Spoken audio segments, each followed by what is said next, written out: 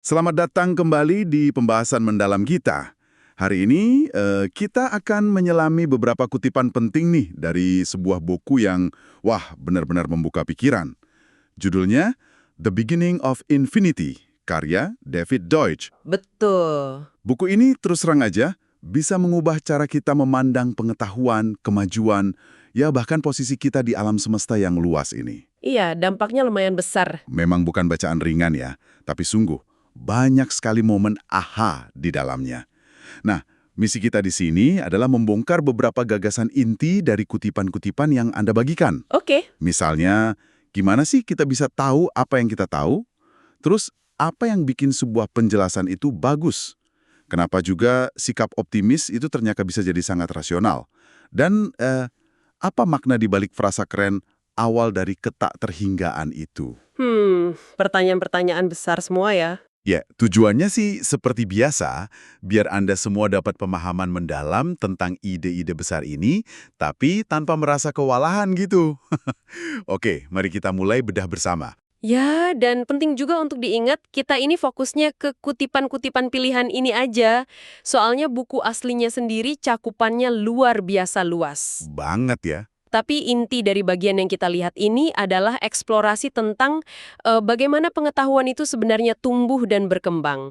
Dan juga pertanyaan tentang apa sih potensi sejati dari pengetahuan itu. Oke. Yang sangat menarik di sini tuh cara Deutsch merangkai benang merah antara bidang-bidang yang sekilas kayaknya jauh banget. Mulai dari fisika bintang, filsafat ilmu, evolusi budaya, sampai ke sifat dasar realitas itu sendiri. Wah, nyambung semua ya. Iya, semuanya dijalin jadi satu argumen besar tentang potensi kita yang, yaitu tadi, tak terbatas. Oke, mari kita mulai dari sesuatu yang akrab tapi mungkin jarang kita renungkan dalam-dalam. Pemandangan langit malam. Oke. Kalau kita lihat pakai mata telanjang, ya isinya cuma ribuan titik cahaya, mungkin ada sapuan Bima Sakti dikit. Tapi coba deh Anda tanya ke seorang astronom.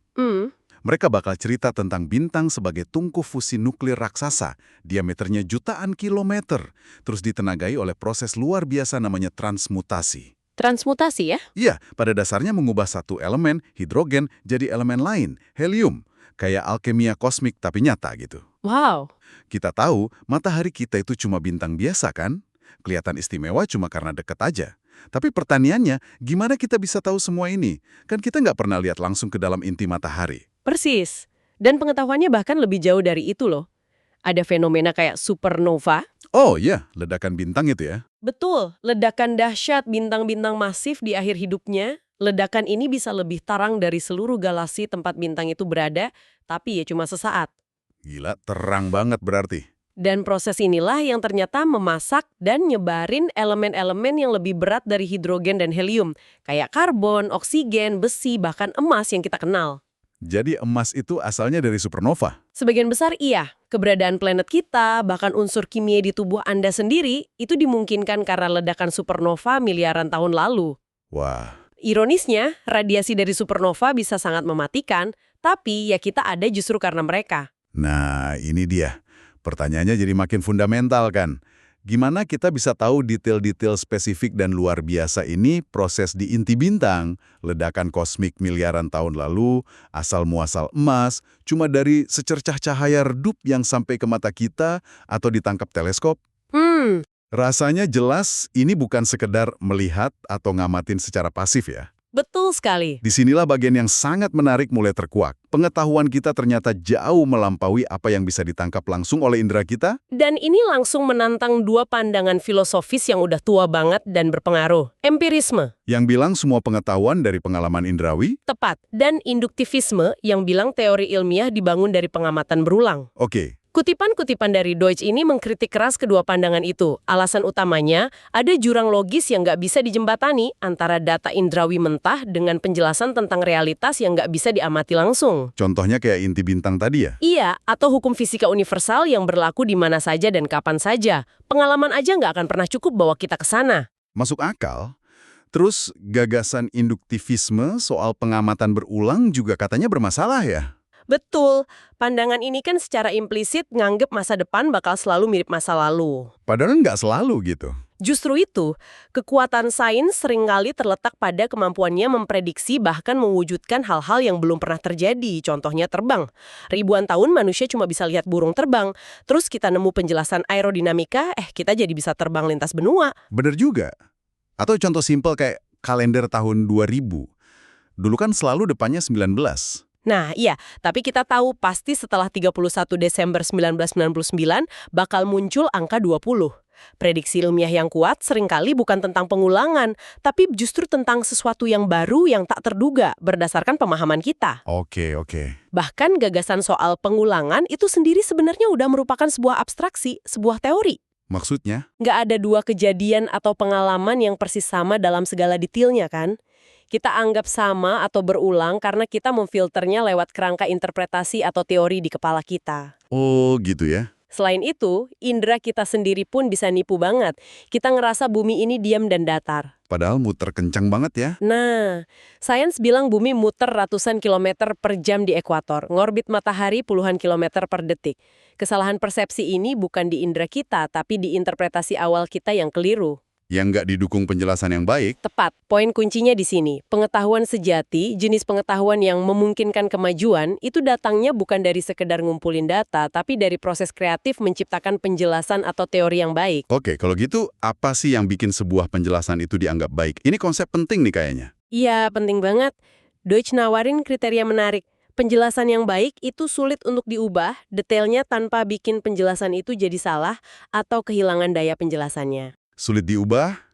Contohnya gimana? Contoh penjelasan yang buruk menurut dia, itu mitos Yunani kuno soal kenapa ada musim.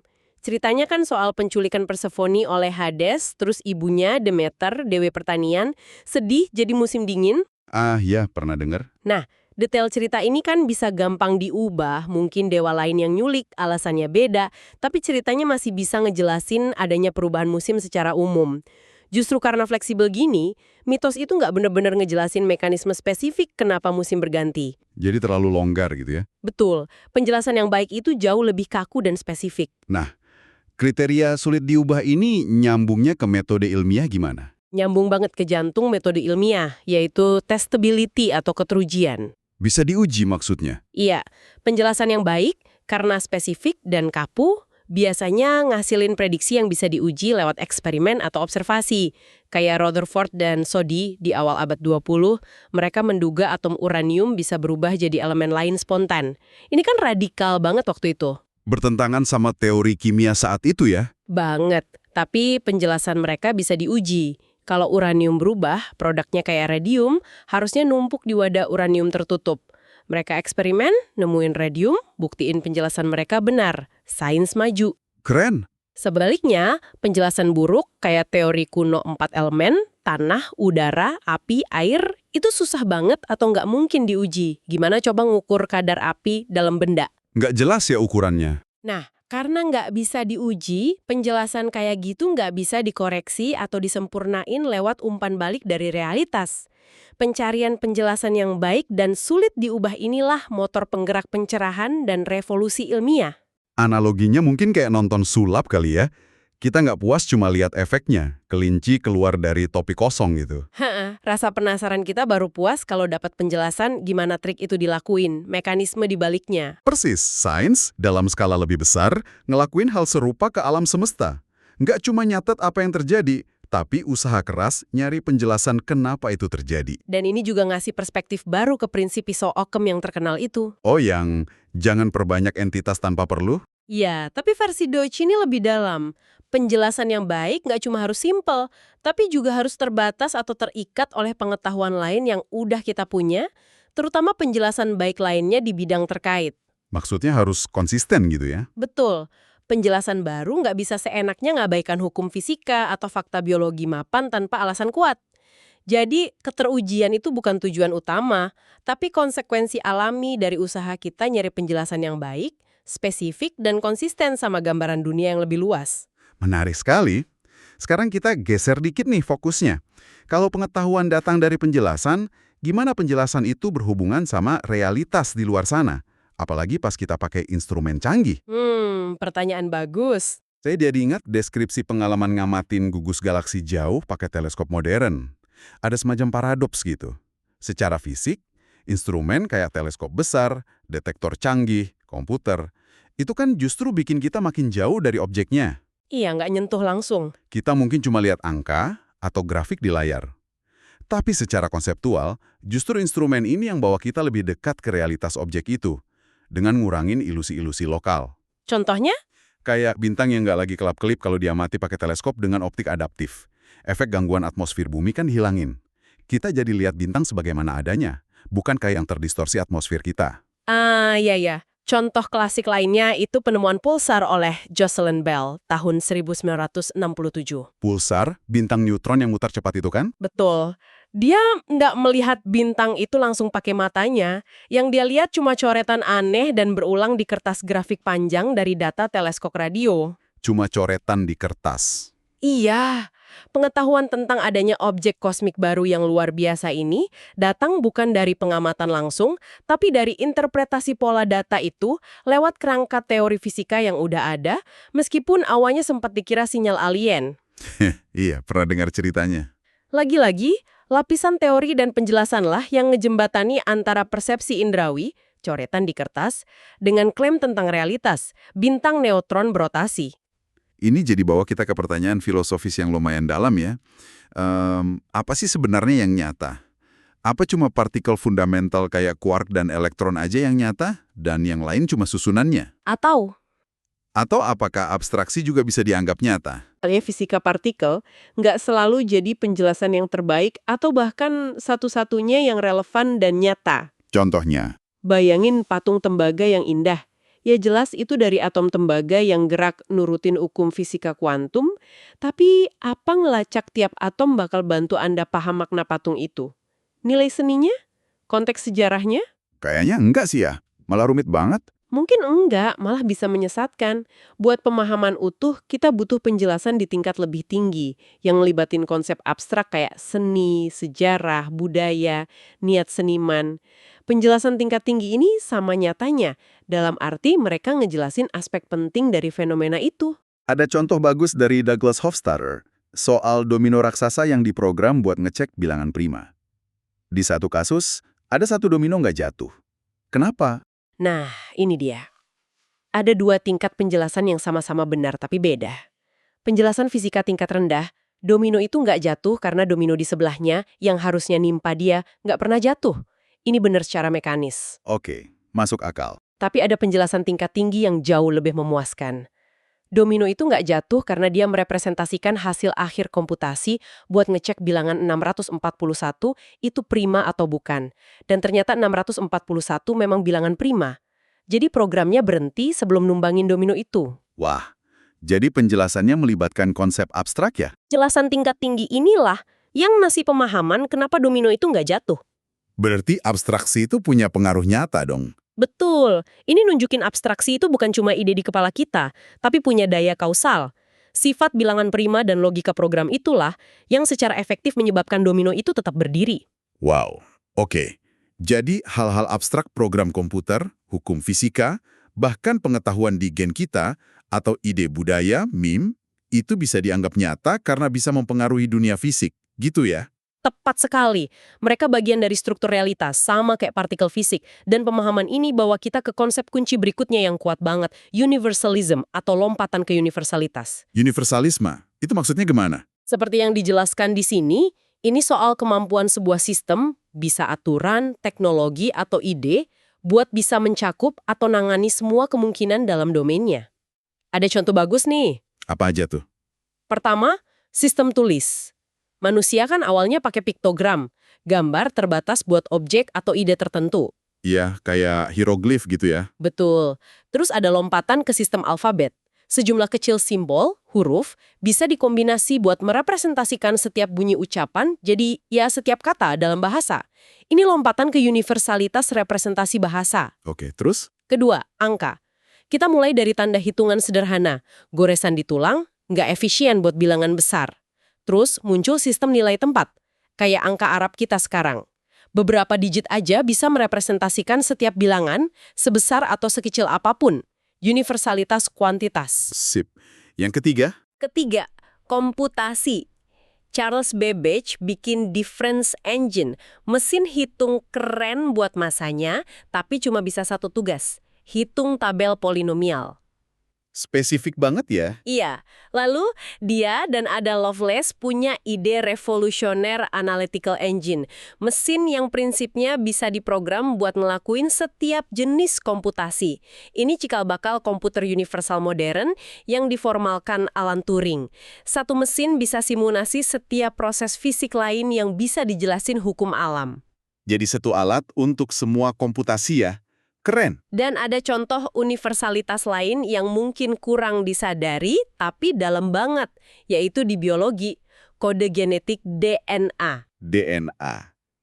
Gimana tuh? Kode ini kan pakai 4 huruf kimia, A, T, C, G, evolusinya miliaran tahun lalu di organisme sel tunggal sederhana.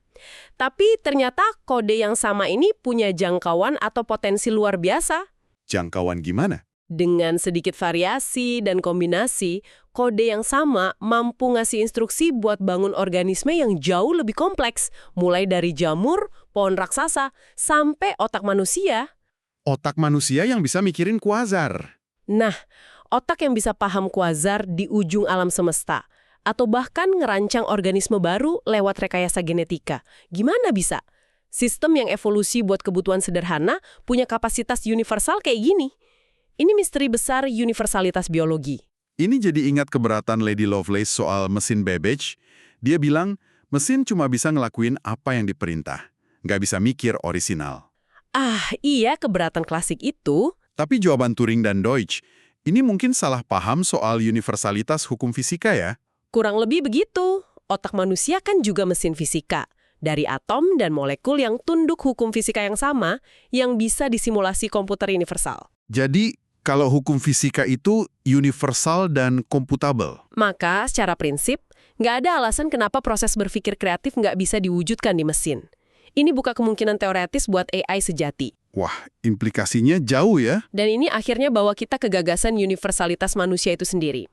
Menurut argumen di buku ini, manusia unik karena kita penjelas universal dan konstruktor universal. Penjelas dan konstruktor universal. Maksudnya? Maksudnya, kita punya kapasitas kognitif buat pahami aspek manapun dari alam semesta fisik. Nggak ada batasan prinsipil buat apa yang bisa kita jelasin.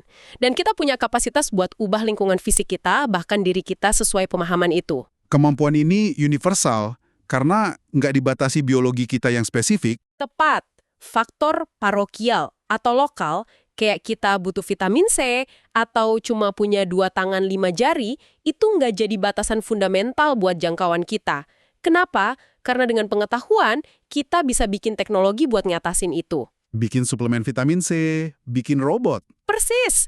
Satu-satunya batasan nyata buat jangkauan kita, ya hukum fisika universal itu sendiri, bukan warisan evolusi kita. Nah, pemahaman soal universalitas manusia ini jadi dasar buat lihat optimisme dari sudut pandang baru ya. Yang rasional. Betul sekali. Teks ini secara eksplisit ngeritik beberapa metafora pesimis populer. Kayak Spaceship Earth, bumi sebagai pesawat luar angkasa. Yang bilang bumi itu rapuh, terbatas, kita cuma penumpang pasif. Iya, kritikannya tajam. Biosfer bumi sama sekali nggak dirancang buat kenyamanan manusia. Evolusi itu kejam, penuh bencana, perubahan iklim, kepunahan massal. Kita bisa bertahan bukan karena bumi ramah. Bukan. Kita bertahan dan berkembang karena kita punya pengetahuan. Pengetahuan buat bikin alat, kendaliin api, jahit baju, cocok tanam, bangun rumah, dan seterusnya.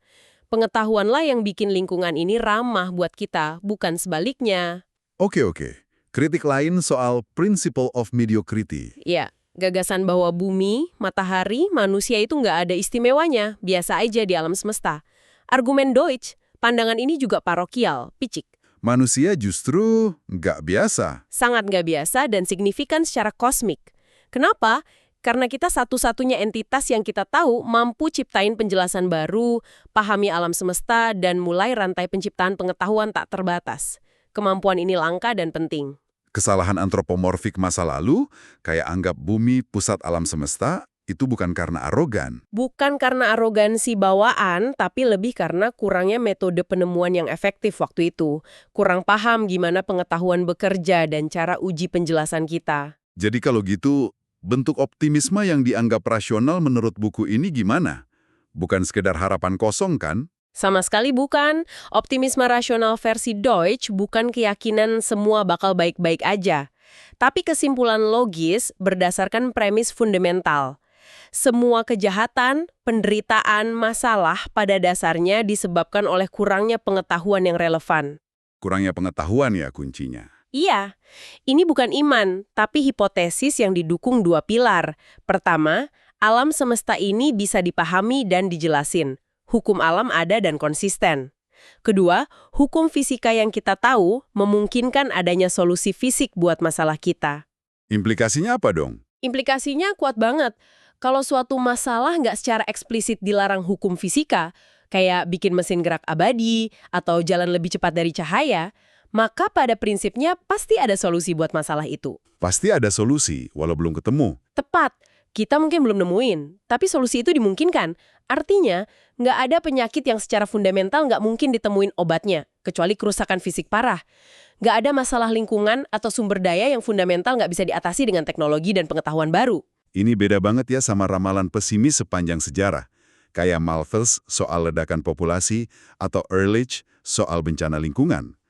Kenapa ramalan mereka cenderung gagal? Menurut argumen di buku ini, mereka gagal karena bikin kesalahan fundamental.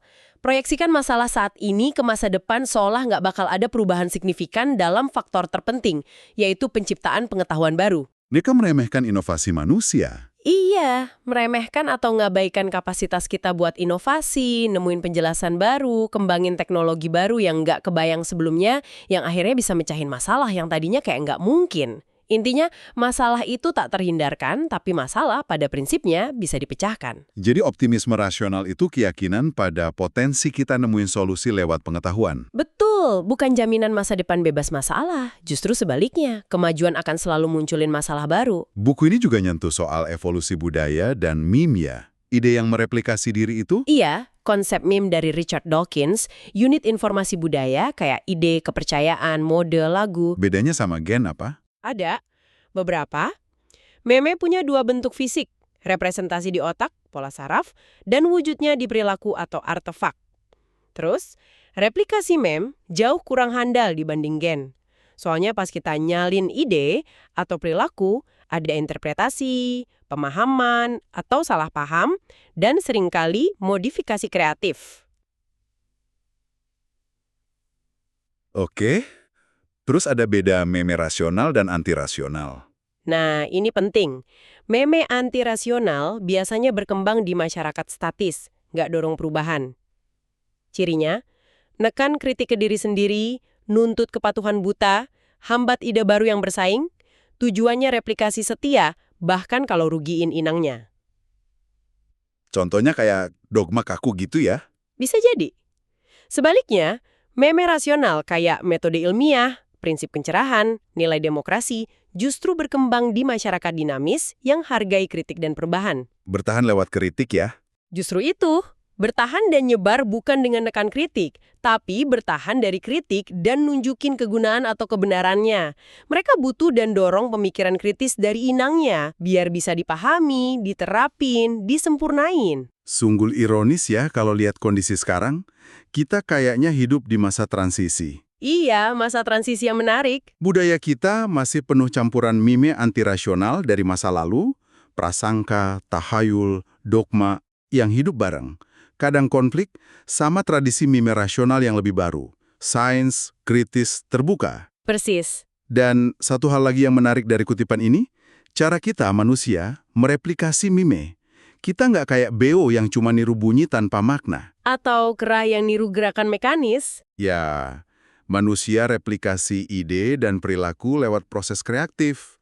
Kita coba tangkap makna atau penjelasan di balik yang kita lihat dengar, terus kita rekonstruksi atau ciptain lagi di konteks kita, seringkali dengan modifikasi. Dan inilah benang merah terakhir yang nyatuin semua gagasan ini ke kesimpulan soal potensi tak terbatas. Gimana tuh nyambungnya? Gabungin semua ini, kemampuan kita sebagai penjelas universal buat pahami alam semesta, kemampuan kita mencahin masalah lewat penciptaan pengetahuan baru, optimisme rasional, sifat hukum fisika yang mungkinin adanya solusi dan konstruksi universal, dan cara unik kita nyebarin dan kembangin ide lewat pemahaman kreatif. Oke, Semua ini bareng-bareng nyiratin bahwa potensi kemajuan kita dalam pengetahuan, teknologi, kesejahteraan secara fundamental tidak terbatas. Nggak ada batas inheren dari alam semesta buat seberapa banyak pengetahuan yang bisa kita ciptain. Bahkan katanya di ruang antar galaksi yang kosong pun masih ada potensi ya. Argumennya cukup mengejutkan memang. Lokasi paling tipikal dan tampak kosong di alam semesta, kayak ruang hampa antar galaksi, sebenarnya masih ngandung sumber daya materi energi, walau tersebar, dan bukti cahaya galaksi jauh bawa info hukum fisika, sejarah kosmik. Cukup buat ciptain pengetahuan dan peradaban tak berujung. Iya, asalkan pengetahuan yang tepat buat manfaatin itu udah ada. Batasannya bukan di sumber daya alam, tapi di pengetahuan kita. Tentu aja, penting dicatat lagi, kemajuan tanpa batas bukan berarti masa depan bebas masalah ya. Tentu saja, bukan utopia statis, justru sebaliknya.